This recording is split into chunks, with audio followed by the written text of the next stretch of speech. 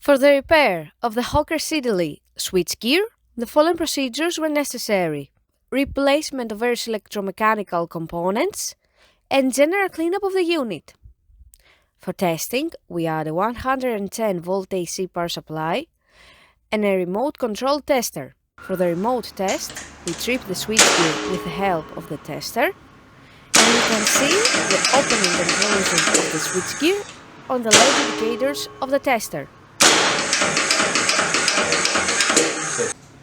For the manual test, we treat the switchgear manually and we see the opening and closing of the unit on the LED indicators of the tester.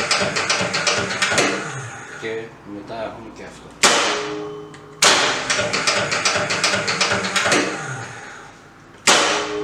It is now clear that the switchgear is working successfully and is ready to be delivered to the customer.